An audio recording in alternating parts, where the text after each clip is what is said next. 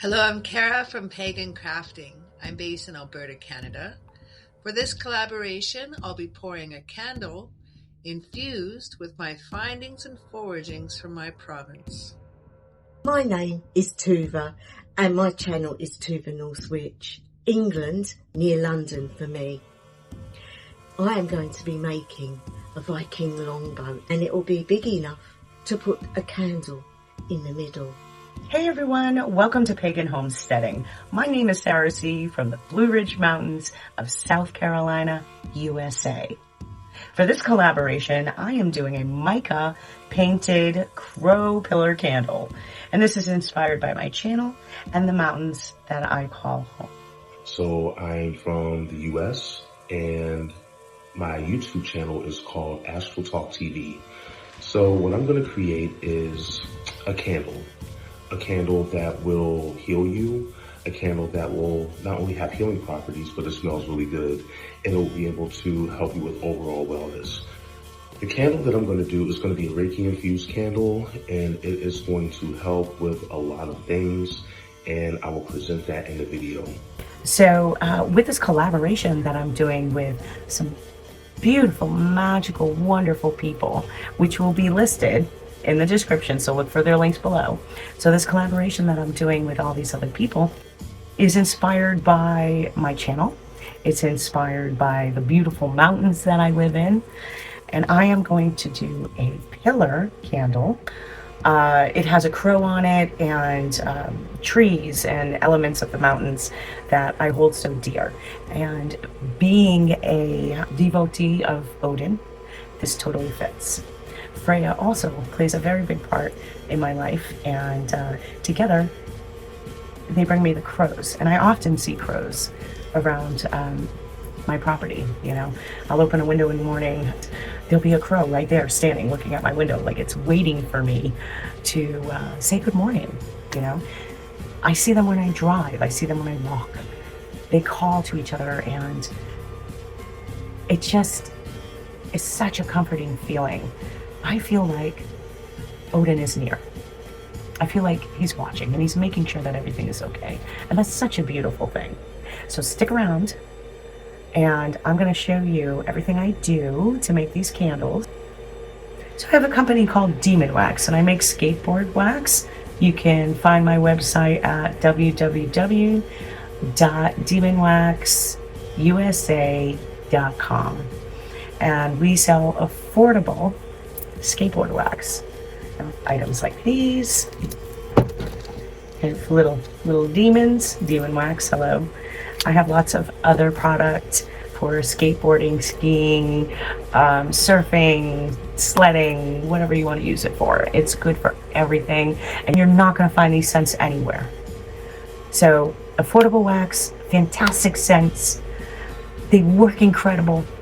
Go to my website and check out our skateboard wax. So from there, I'm going to go and make some candles. Well, I'm going to make one anyway. Stick around.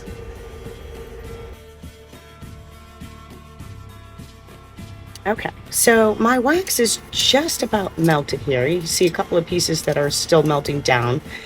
I added a black liquid dye along with black color chips and some silver and green glitter. So, green glitter like this. It's very pretty. And silver against the black. I'm going to melt that all down. Right now I have it at 175. So what I'm going to do is put it down to about 130. We're going to let it sit there for a little bit and regulate its temperature. Because a lot of the time if you pour too hot, you end up getting a cavity like this. Yeah, it's going to happen. You get a cavity like this on the bottom. Okay. So trying to prevent that without warming up my silicone molds, I want to lower the temperature a little bit. All right, everyone. So here I am, ready to pour the wax into the mold. I'm trying to make sure that it's somewhat round, and I'm having a little problem with this, so bear with me. I'm like tightening it a little bit, and then I get that. So I'm working with it. I'm working with it. I'm trying. I think this is about the best I'm gonna get right now. My X-Acto knife. So I'm not sure if these are made for resin. Whatever it's made for, it's not made for candles. So what you're gonna do is you're gonna find the center somewhere here, and you're gonna poke a hole in that bad boy. Now I know what some of you are thinking, that, oh my gosh, there's a hole, it's gonna leak out everywhere. But actually it doesn't.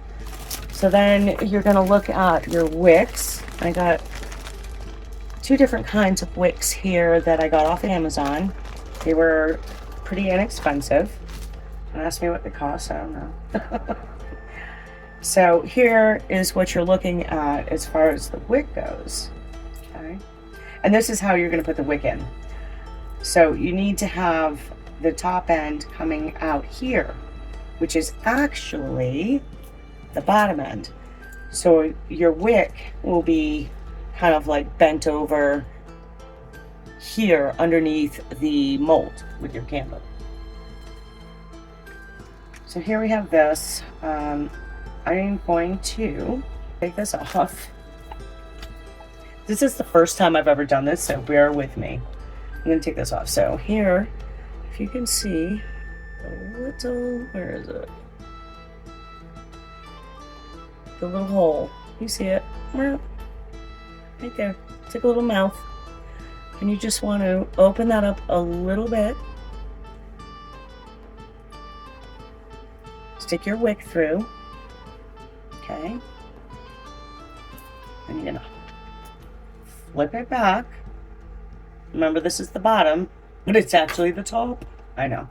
Stuff's crazy. You kind of want to measure out, I haven't mastered this yet, but you kind of want to measure out where you want the bottom to be.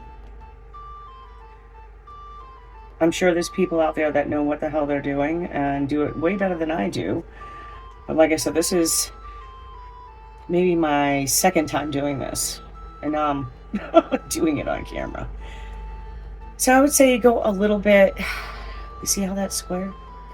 I say go a little bit under the rim right here. It'll be all right. I think it will be all right. And that, oh, this is what I'm dealing with for the mold here. So what I'm doing is I'm bending the wick. I'm not cutting it yet, but I'm bending it, okay? So I can place it like this. And then I can manipulate it a little bit down at the bottom where I made the slit, okay? And I sincerely believe there is a simpler way to do this. So what I'm gonna have to do when I start pouring the wax is like hold the wick in place until the wax starts to set, and then I can let it go. And that's what I did with these, and it actually ended up working out all right. So I'm gonna give this a little stir. I put in the smells of blood orange and dragon's blood. It's somewhere around here on my table. I am not sure where it went. There's water that drips from the bottom, so you want to kind of wipe that off. Okay. You're going to want to, after you stir it, you're going to want to pick it up. It's going to drip a little bit, so you want to wipe that off. And I'll use a cloth or something to kind of wipe the bottom real quick. A towel, what have you. Gently and slowly pouring this wax. And as you can see, the wick is already starting to move. Again, I've used black wax. I've used a liquid and a solid. I'll show you those in a moment, if I can remember. So at this point, I'm going to use one or two different things to keep the wick standing. Like, I got paintbrushes.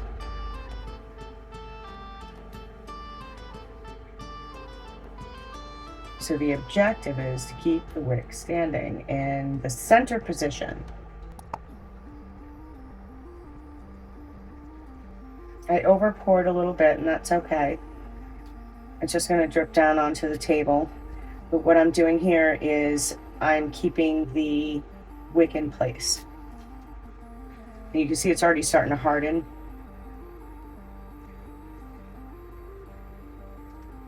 Hey everyone, welcome back. So today we are going to reveal the candle, talk a little bit about it while I paint it with mica. Stay tuned. All right, so here I am pulling the silicone mold off the candle.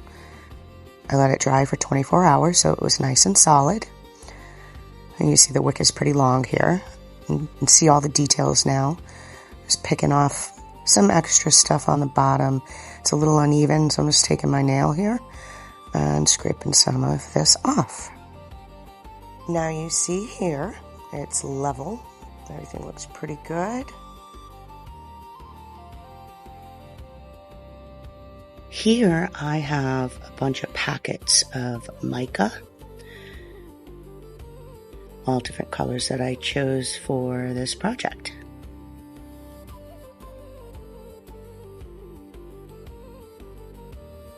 Here you can really see the details of the mold with the crow on each side, sitting on branches, and you have leaves. Really fun stuff. I think here I'm going to use this metallic black or black luster, whatever it is. It's not like I can paint it black. There has to be a little bit of a sheen, and I'm using these little tiny brushes down there.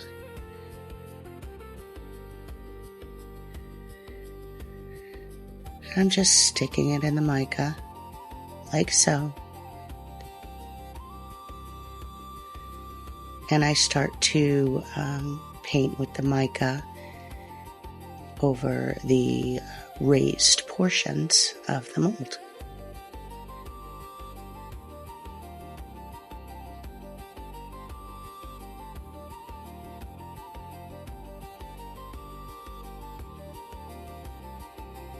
I'm just gently tapping and pulling the color down over the wax.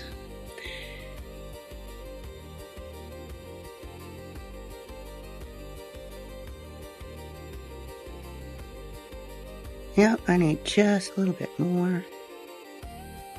It's very fine, so you have to be gentle with it. Look at so far. Looks pretty good. With a black candle, it's kind of hard to see where everything is. So I have to keep tilting it towards the light to see the raised edges. Happy morning to you. Gotta have my coffee. I am trying a little bit of a different mica. It's black with silver. I mean, kind of the same, but I'm hoping I can get a little more pop from this. Now, keep a plain brush around, and in case you make a boo-boo, you can just wipe it off, honestly. It's not like working with paint, it's a dry material. Now I am looking for something that will stand out as the beak, and I know generally they do not have an orange or, you know, lighter colored beak. It's generally black, but I figured again this would stand out a little bit, and it's mine. I'm trying to be creative, so and I'm also doing his feet.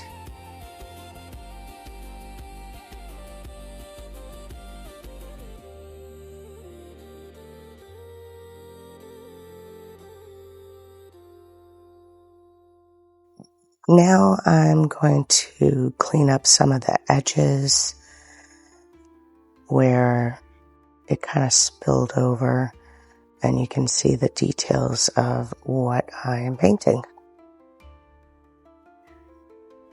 So what I had done here is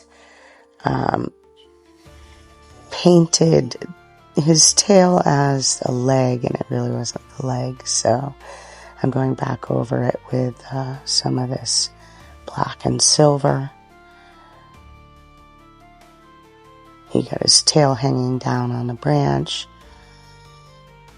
You can see his beak and his little legs. Now I'm going to use this pretty bronze as the coloring for all the branches. I decided that I was going to use my finger rather than the paintbrush. This way I could get more spread with it faster than using the paintbrush. So I'm just rubbing it over the raised branches on the candle here. I'm going to put a little bit more. I'm going to see how this brush works for a minute.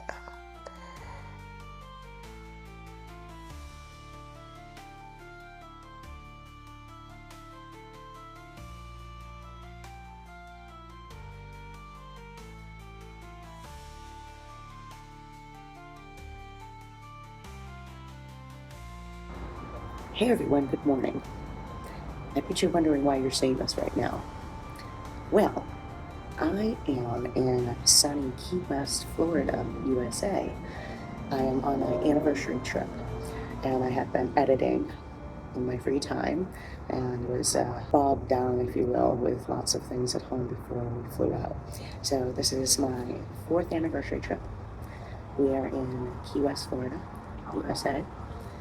And somehow or another, I managed to lose the last little bit of my video as far as the painting mica and whatnot goes. So when I do get back home from my vacation, I will put up another adaptive video for you all to enjoy the last bit and some images. In the meantime, don't forget to like and subscribe to all of the beautiful people, Cara, Tova, Kirk, and myself. Subscribe, like, watch their stuff. They're all amazing people. I thank you for sticking around with my ADHD craziness. These things happen. I'm really, really sorry. It came out great though, I promise you. Stay tuned this week while we stay in Key West for upcoming videos and shorts. Until next time, blessed be.